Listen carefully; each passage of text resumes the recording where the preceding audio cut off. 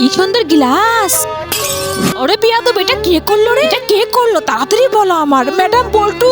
কি বিয়াদব পল্টু কথার, এই নে ঝাড়ু দিয়ে তাড়াতাড়ি পরিষ্কার কর। হ্যাঁ ম্যাডাম, যাচ্ছি এক্ষুনি। তাড়াতাড়ি করে হাত দিয়ে উঠাই। আরে না না, হাত দিয়ে উঠাস না, হাত দিয়ে উঠালে তো হাত কেটে যাবে।